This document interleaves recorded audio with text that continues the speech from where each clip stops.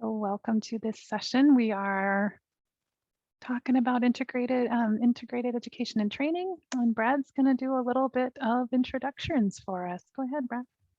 Excellent. Thank you, Patsy. Welcome, everybody. I'm very glad that you are here. This is a very important session, and you can tell that by the introductions. My name is Brad Hasskamp. My pronouns are he, him, and I'm the State Adult Education Director working here at the Minnesota Department of Education. You'll see that we have quite a few of us in this session today, and let me do the introductions quick. Next, we have Julie Dincau, also one of my colleagues here at the Minnesota Department of Education, our Adult Education Transition Specialist. Also, we have Patsy, who you've already heard from, our wonderful Atlas Director. And Kristine Kelly, also with Atlas and our Literacy Coordinator. And Heather Turngren, working with Atlas as our Adult Career Pathways Coordinator and also working with Minneapolis Adult Education. So you can see that we have a large group kind of coordinating and presenting this information. And why is that? The reason for that is integrated education and training is such an important piece and such an important innovation in the work that we're doing now at the national level and through the federal government for the last 7 years now. And so we really want to put a united front together to make sure that this information is that you understand what IET is and you understand how to get started and what that might look like here in the state of Minnesota. So let's talk about our objectives for today. So in today's session, we have quite a few objectives. Heather, do you want to share our objectives? Thanks, Brad. Sure. And just a friendly reminder to everyone, we did have an IET 101 last year, but this one is revisited because there has been a request from the field to get more information about IETs, but also updated information about IETs. So we are hoping that you all will be able to identify those key components of IET. We'll go through them. We also want to make sure that you understand and you can describe the value of the IET delivery model, why it is so important to have IETs.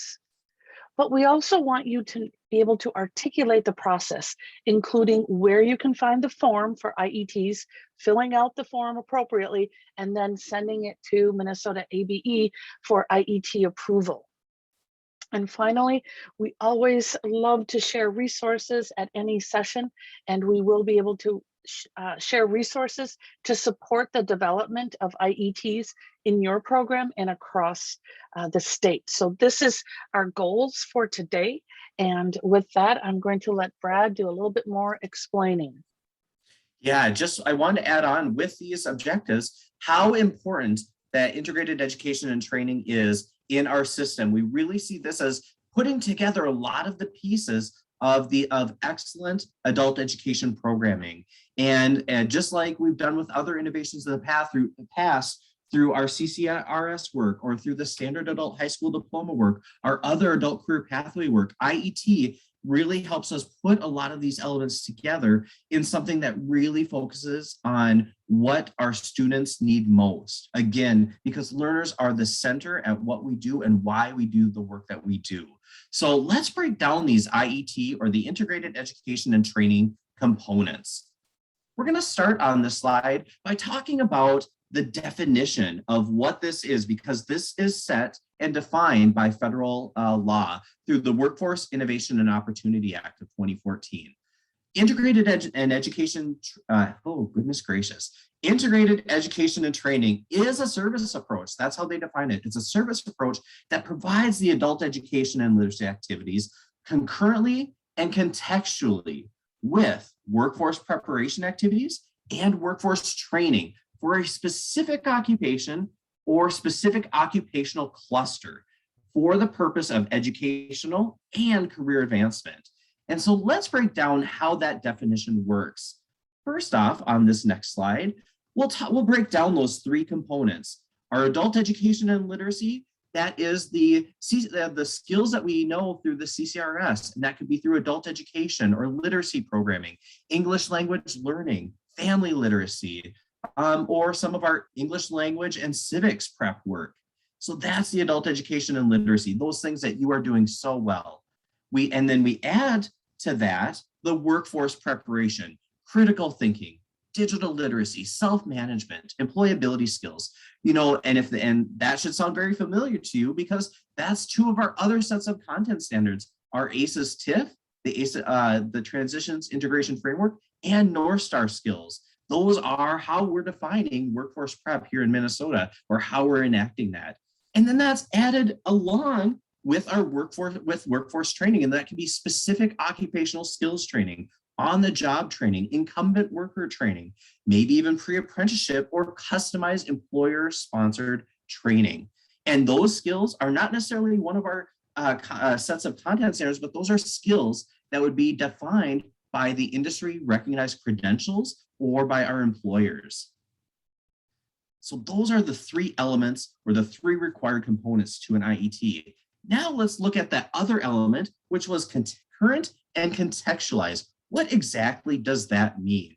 And that means that overall, the scope of that IET program, those English or the adult education, the workforce prep, and the workforce training need to have sufficient intensity and quality based on rigorous research, particularly with improving reading, writing, math, and English proficiency of our individuals. Really the core of what we do, even as we expand into this workplace prep and workplace training, we still can't forget our core about improving those skills. But it needs to occur simultaneously and use occupationally relevant instructional materials. And the way that becomes operational, how do you embed all of that? And that is through the education and the training and the workforce prep components. All of that IET has to have a single set of learning objectives that identifies specific adult education content along with the workforce prep and along with that workforce training, those competencies. And then the program activities are organized to function cooperatively, not separately, but simultaneously and cooperatively. So that's how we define concurrent and contextualized. So let's take a moment now that we've defined kind of the basic definition, are there any questions about the basic definition? Please feel free to raise a question in the chat, or you can click and raise your hand and we can unmute, and you can unmute to share your questions if you have any questions about the specific IET definition. Don't worry, we're going to go a little bit more in depth here, but we want to make sure that this foundation is clear.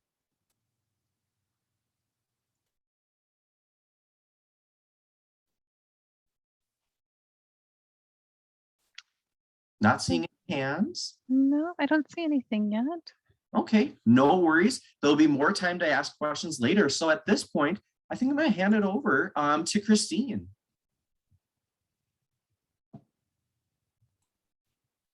Yes, hi everybody. So as Brad said, I'm actually the newest member of this team and really excited about it. I am the Atlas Literacy Coordinator.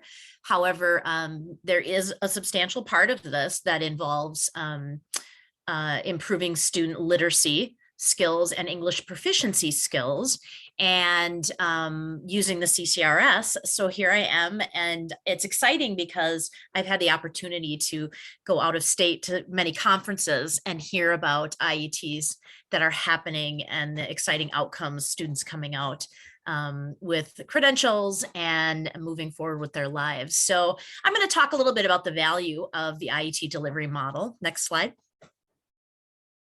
So the value, it's the model of the future. I love this because it makes me think of cars, and it makes me think of the Dippin' Dots ice cream from the state fair. But really, it's a great model that pulls together partners with a goal of helping students gain skills, both academic skills, industry skills, and get jobs with sustaining wages. It gives students a sense of direction. And again, it moves them into sustainable wage employment, and it fulfills a need in our community for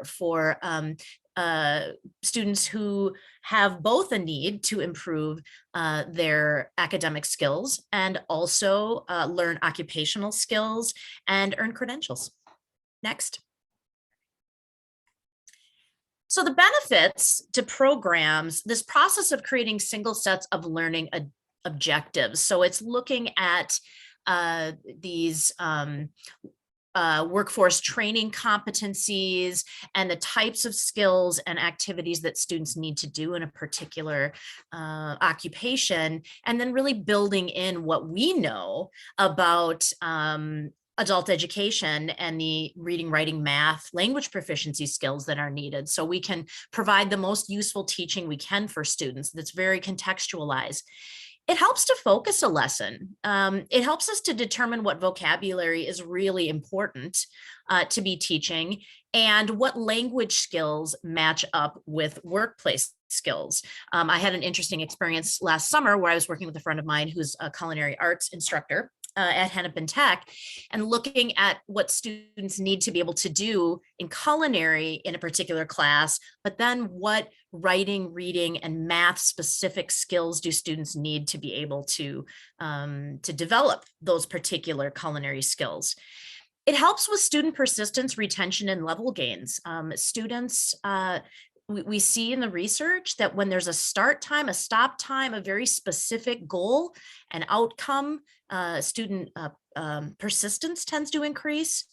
And if programs using ABE, federal ABE funds for student training must be in an IET format. And any questions on that, I will definitely direct to Brad and Julie. Next slide. Lots of benefits to our students. It helps build their confidence, and it helps them become familiar with industry-specific technology. The language, we talk a lot about providing authentic experiences for our students to use language, and this provides those authentic opportunities in these real-life situations where students can authentically communicate and engage.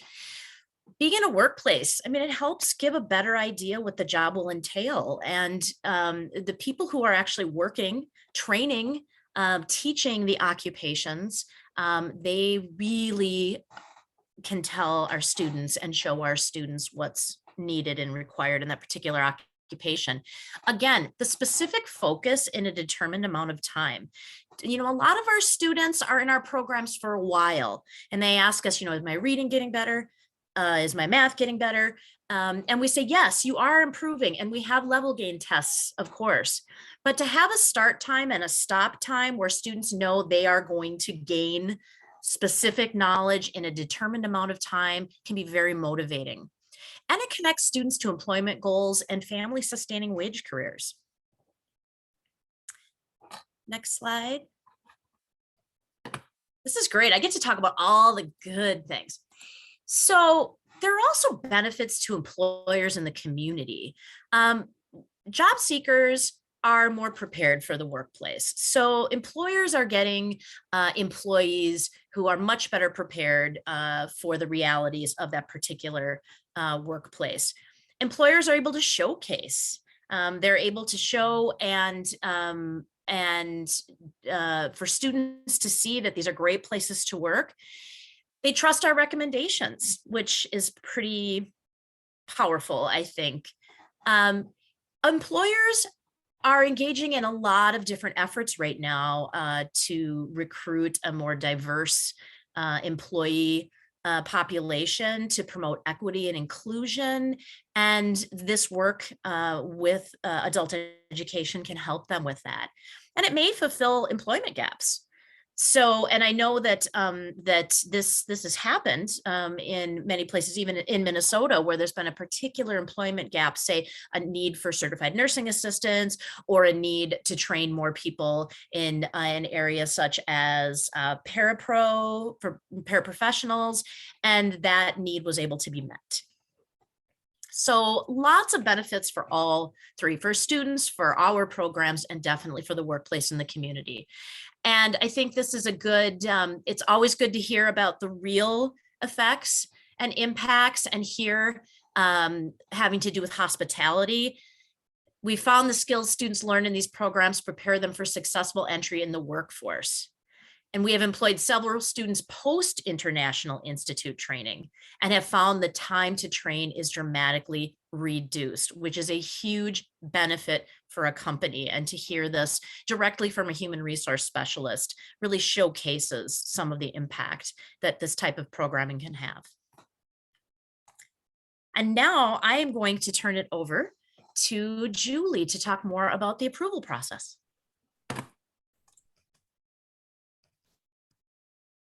Thank you, Kristine. I'm going to give a little history about IET and why there's a need for an approval form. In 2014, the Workforce Innovation and Opportunity Act passed, which is federal legislation that kind of guides adult basic education. And two things happened that were relatively important around this work. One was the adult career pathways was put into law or rulemaking. So we now have a definition of what an adult career pathway is. And the other piece was that integrated education and training was added as an activity that adult basic education providers could offer. Previous to that time, 2014, it was not a written activity that adult basic education could do. So what that means is that the training component can actually be provided by using adult basic education funds. So that's just a little bit of background on that. And with any new federal legislation that comes out, they wanted to, I asked our federal director, I said, why are you having us track this? Because we don't track any of the other activities necessarily. And she was very interested in the number of integrated education and training programs and individuals being served by those programs, in knowing what that looks like nationally. So all states were required to kind of create an approval form in order to make sure that we're following the components of what integrated in education training actually are. So this form, this approval form, has to meet all of those components that are in federal law. So this form can be found online at our mnabe.org site. There was a link in there. And just a reminder that they must submit this form if you offer IET and before you can mark it as IET in SID. So you need to submit it, get approval, then you can enter it into SID as IET. And SID, I don't know if everyone's aware of that, that's the student information database that we use in adult basic education. Next slide, please. So this is what the approval form looks like. I will mention that there is a set of directions on how to complete this form. And if you have any issues or concerns with completing it, you can always email me or call me, and I can provide any support. This is not a firm form. What we're saying is if we get feedback from the field saying, you know what, this isn't really working, it doesn't meet our needs, there is some flexibility into what we can have people submit and how the form would look. But initially, this is the information we wanted to gather, and this is some of the information that we have to report on. So the first part of the form is you basically your consortium, where is it being offered, the IET, is it virtually, online, face-to-face, and then the instructor, simple information. The career and credentials section is like, we want to know the cluster or occupation you're focusing on, and that should match the cluster or occupations in your region that are in demand, where jobs are in demand. And there's links and directions on how to find that information in the directions. We also want to know what credential this will ultimately end in. What will a learner have you know, eventually once they complete this. And then also a salary range to make sure that we're trying to place learners in positions that are at a sustainable living in above poverty, poverty level living. Partners and support are, hopefully you're working with a training provider, employers, support services. Some people call those navigation services, however you want to describe it. And then also employment placement, like where will they be placed for a job? And then the IET, how is it? This gets more to how are you designing this? And that gets to the number of weeks, hours, the name of it, and then how is it being funded? Who's funding the training portion of the IET? That's the first part of the form. The next part gets more into the activities and as Kristine was saying, more of the CCRS, the what they call work preparation, which in Minnesota is a lot of the ACEs, North Star Digital Literacy, and then the training piece. And how are those all brought together under and creating a single set of learning objectives, taking all those pieces, putting it together and identifying what is a learner going to know when they after they complete this training. So that's the second part, probably the hardest part of this form is working on that. And then number 19 down there is just the percentage of time spent on the activity throughout the year. And this is just to make sure that what's not happening is that you're not offering like 4 weeks of adult basic education, and then you're going to do 8 weeks of training. That's really not how integrated education and training is designed. That's more of a bridge program.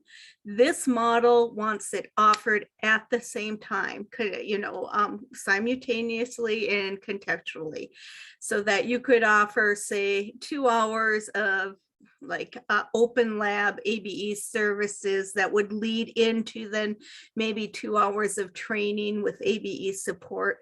But basically, it has to be delivered at the same time. And we can say more about that too, but it's just to get away from kind of the bridge model. And part of the idea behind this is to condense the learning for the adult learner. Next slide, please. And so overall, with the approval form, just a reminder that it needs to be completed preferably before you offer the class. We need to approve it.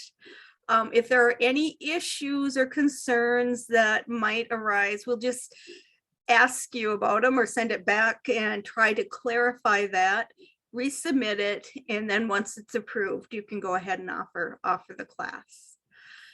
So with that, are there any questions about the approval process?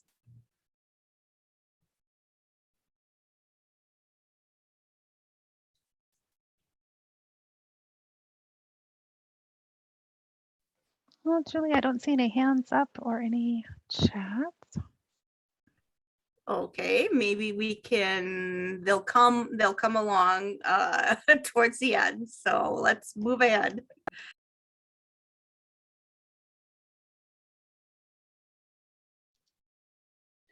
I just want to say thank you, Julie and Brad. I think you did a great job at explaining the components of IET and the approval process that is needed for IET approval in Minnesota. What I get to do is share an example from the field. And I know, Kristine, you said you had the good part showing the benefits. I think I have the really awesome part to show how we're making it happen in Minnesota. So this is an example from International Institute of Minnesota, and it's their example of an IET. I just want to do a good shout out to Lynn Thompson, who graciously provided access to this material. So this, again, is an example of an IET from International Institute of Minnesota. What I'd like to point out is that this is part of a career pathway. So it's not just a standalone class, but they have classes embedded within a pathway. And that is one component of an IET. So they have a career pathway called Hospitality Careers, and there are a number of different training opportunities at the International Institute of Minnesota. One specific training opportunity is the dietary aid. And as you can see on this slide, the whole career pathway is explained about the fit that this career pathway has within their training, but then specifically, what does this class called dietary aid, what does it lead to? So it provides students training in food safety, infection control, special diets, and patient orders, which would be part of that workforce training, but also dialogues with patients, which could be considered that sort of adult basic education component. They learn more about American foods, customer service practices, as well as that practical experience serving and communicating with elderly. This is a fantastic pathway for a lot of newly arrived immigrants and refugees and new Americans to Minnesota.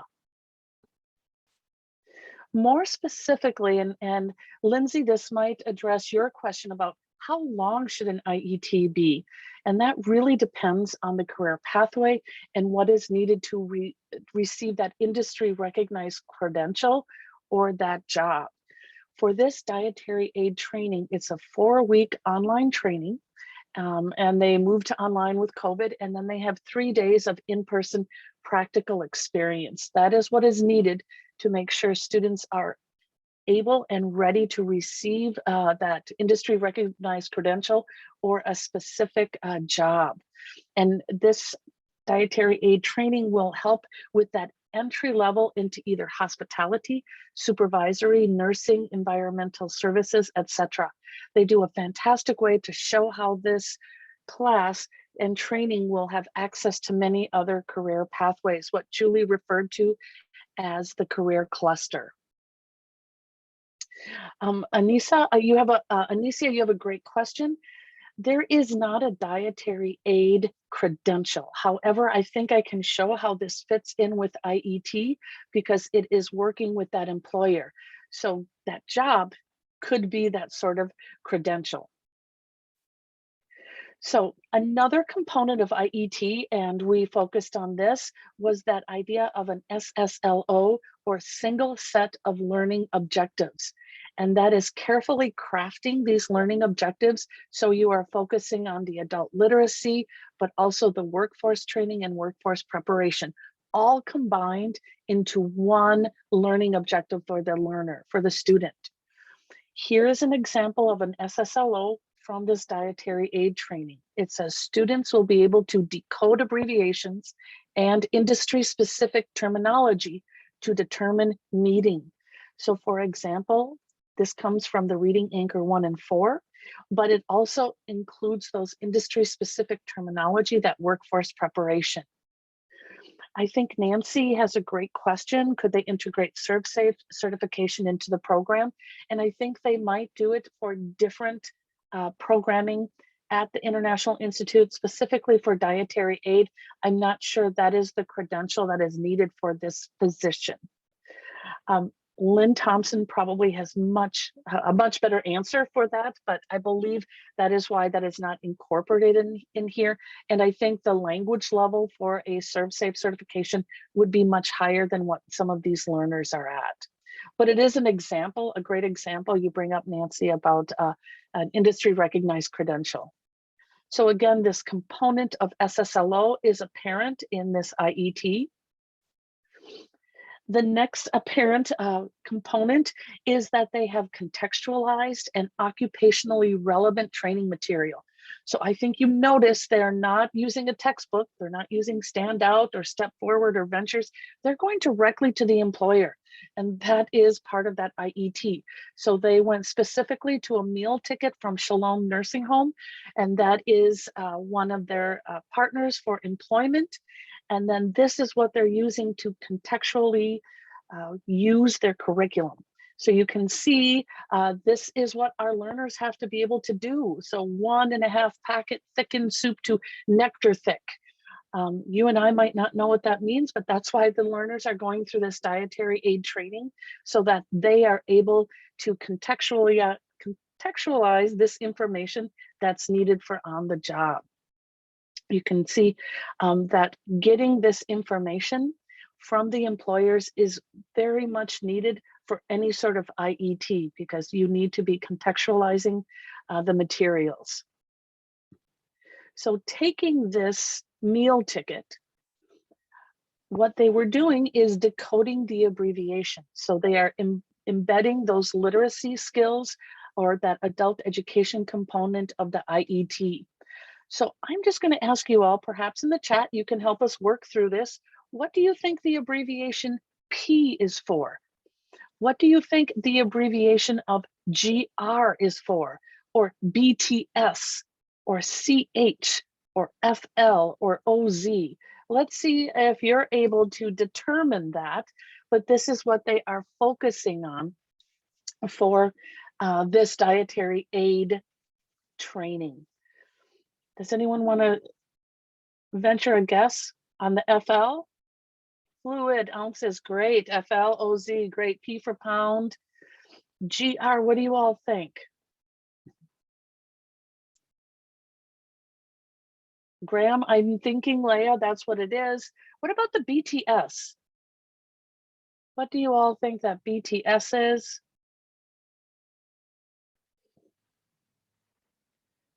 Bite size, yeah, Sherry, okay, great.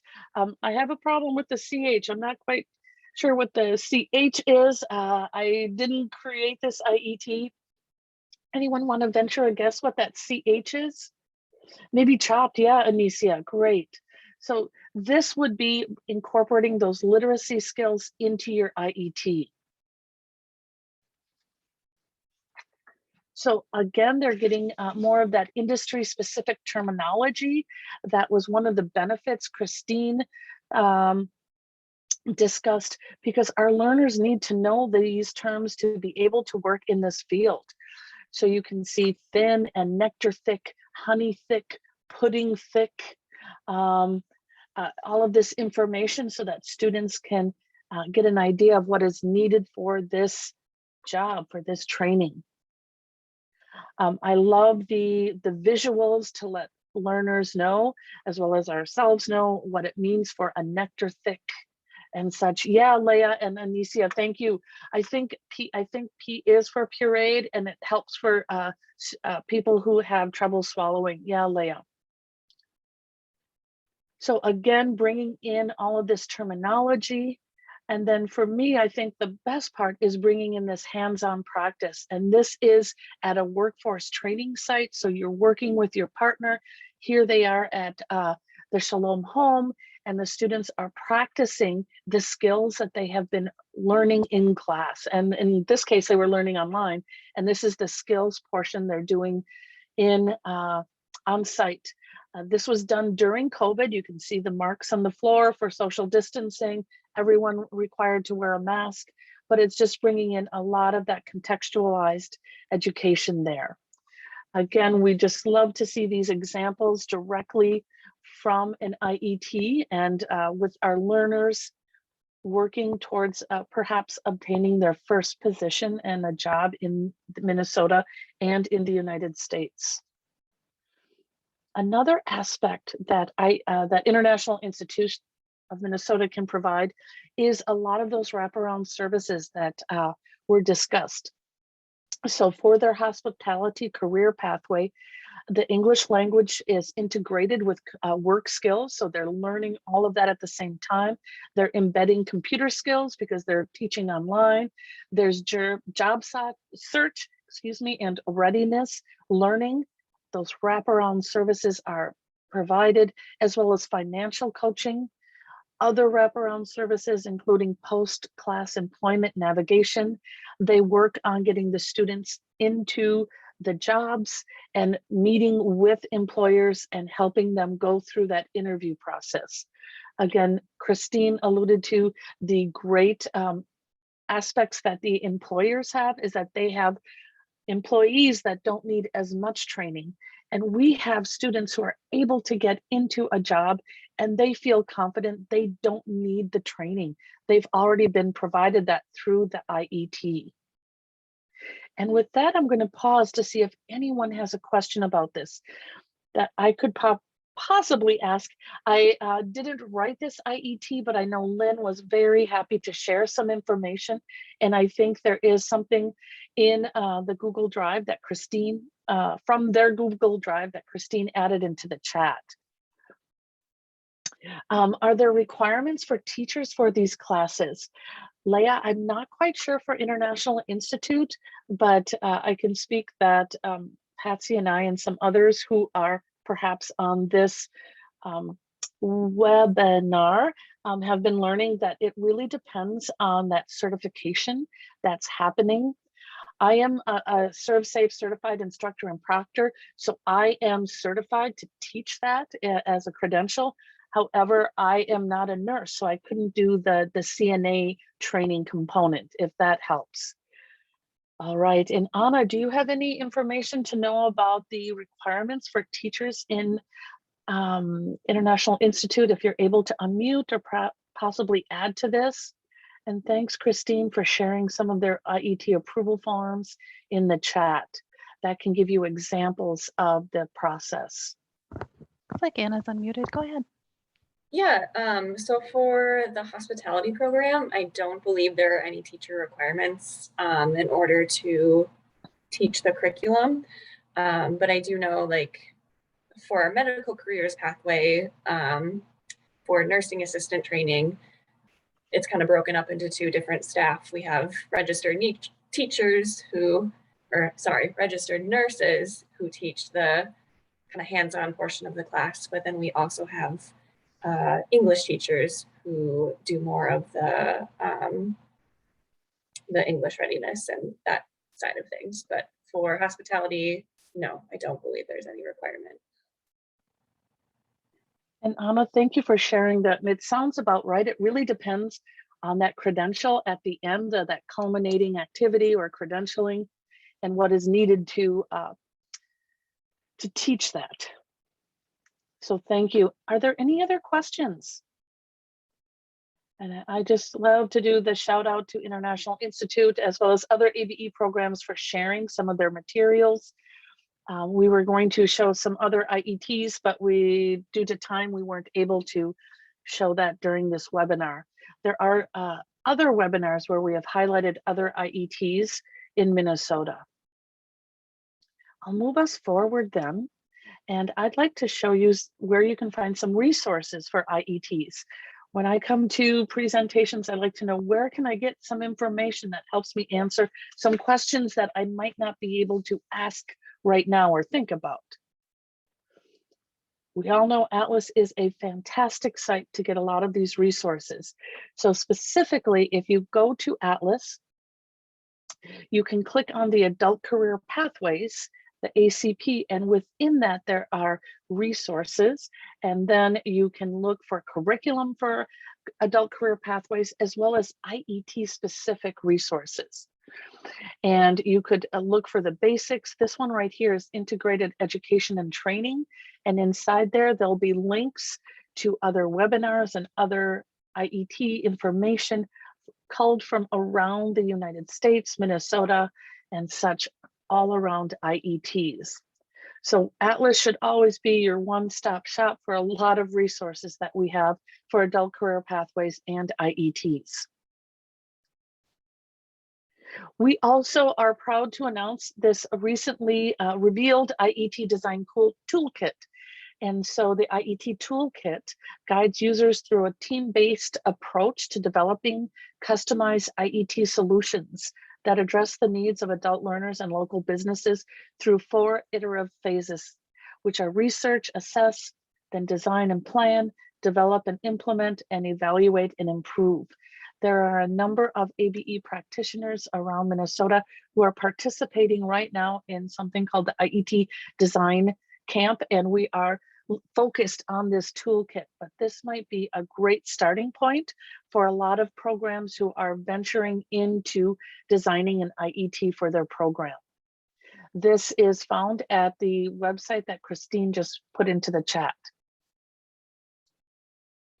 I'd also encourage you all to join the Mighty Networks. We specifically have a network focused on ACP, and this is a great networking group where if you have a question, you can post it out there.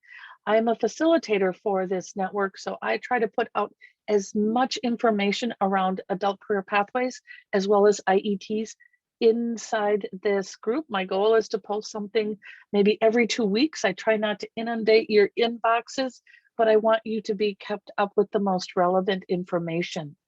There was a really wonderful news article I think written by Marisa at Atlas on how you can access the Mighty Networks. And you might want to check out what other sort of networks within Minnesota ABE that you want to access, not just adult career pathways, but many other networks. And finally, I love our Dirty Dancing here, but we want to show you that we have access to the Minnesota PD ABE YouTube channel. So there is a channel dedicated to adult career pathways. We have some of the webinars that we have done over the past few years on adult career pathway programming. You can also find IET webinars that we have done in the past. We will be offering more IET webinars throughout the year, and you can always go back to get the information that you may have missed in previous years. And the link is put into the chat for that particular channel. And with that, I'm going to turn it back over to Patsy, who can let you know more information about some upcoming activities and events. Great, thank you. So for sure, check out the YouTube channel. No dirty dancing, but other good things happening there. And a few things we want you to be aware of are some upcoming events. We have our next IET specific webinar will be coming up on January 19th, and then Language and Literacy Institute just a short time later at the end of January, and that will be a virtual event.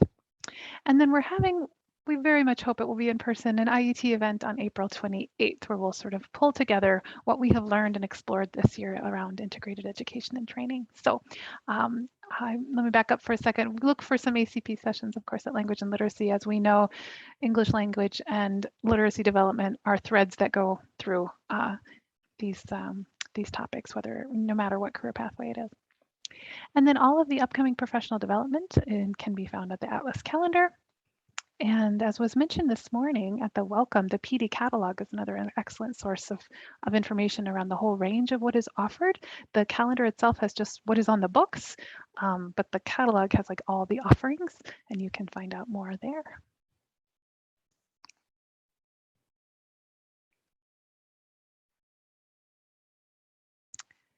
So I'll pause here and I'll check and see if there's any questions that have come in. We are right about at time, but we do have a moment or two. I'll invite my fellow co-presenters to come on camera to see if there's anything else we can answer for you.